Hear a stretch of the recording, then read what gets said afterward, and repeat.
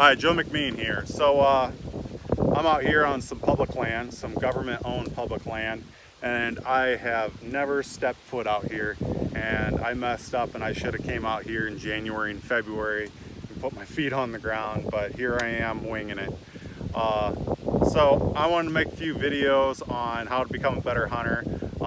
This video is going to be on scouting white-tailed deer. Basically, I'm going to go over a few some of the tools I use for scouting white-tailed deer. One I use is a mountain bike. Mountain bike will help you tremendously with covering lots of ground. I also use backpack, carry my gear, water, first aid kit, snack, my phone. I use my phone with onX Map. That is, onX Map is probably the biggest tool that I use. So I can mark where trail cameras are at. I can mark trails. I can, when I'm tracking a blood trail, I could turn on the tracker mode and it tracks exactly where I'm walking. So then if I got to come back the next day, I can pick up the trail and get right on it. Super great app. If you don't have it, check it out. I believe like the first month or something's free, and it's only like $29.99 for a year for your home state, and great tool. And then the other tool that I use for scouting white-tailed deer is trail cameras.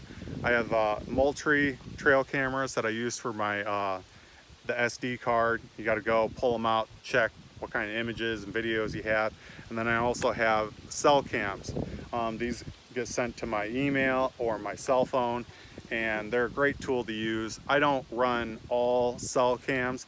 I have 6 of them, and then I have 30 SD card cameras because I cover a lot of ground on 6 different public hunting areas. And basically right now is when I start setting them up, and I'll set up mostly all the SD card trail cameras, get like that inventory, because right now you want to start figuring out where your target bucks are at and what deer you want to concentrate on. You don't want to spread yourself out too thin to where you're trying to chase this buck and that buck and this buck and that buck, and then you won't get any of them if you don't stay concentrated on 1 or 2 of them. When it comes to setting these trail cameras up, I like to stay with the SD card cameras until about beginning of September, and then I'll switch them out with my cell cams, and I'll have these cell cams up so then that way I'm not going in there putting scent everywhere when I go to check them once a week or once every 2 weeks.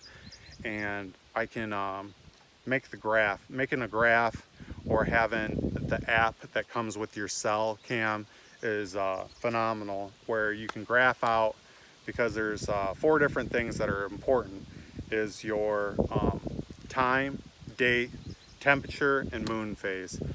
You graph that out in comparison to when the deer is walking in front of your trail camera, it'll help you tremendously. And when it comes to buying the SD card cameras, I highly suggest just looking at the trigger speed, because it can get pricey real quick. If you're trying to save a buck, just look at the trigger speed, and that be your most important thing to look at. Image quality, I mean, a lot of them nowadays, they got good image quality. It's not the most important thing in my book, because like I said, the most important 4 things: time, date, temperature, and moon phase. If you get that down, you're golden. And another thing is, when you're out here on this public land, a lot of these trail cameras that I run, I put locks on them. That's probably the biggest thing why a lot of people don't run trail cameras on public land, is because of theft. You can put a lock on them, or you can carry a piece of your ladder stand around and in your backpack and put them up above 6 feet. Put them on the north side of the tree, so then when someone's walking by, they go to look in the direction of your trail camera, the sun will be right behind it. There's a whole lot of little tips and tricks on that. And if you can have your trail camera in a spot that just isn't traveled a lot by people, that's great. But there's some spots that I hunt where there's people always walking there, so I'll put a lock on it, so then they can't take it. and I'll also put it on the north side of a tree. So then that way the sun will be behind it at around noon. So then that way no one notices it. And I've yet to have one stolen, and hopefully it stays that way, but yeah, it happens. But yeah, so basically I'm going to be making some more videos on tips, tricks, this, that, and the other.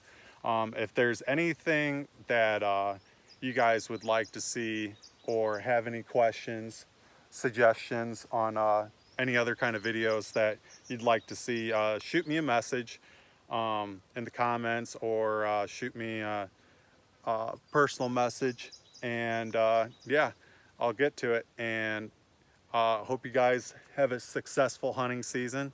I'm starting to get bit up by mosquitoes, so I'm going to get the heck out of here. And good hunting, guys and ladies.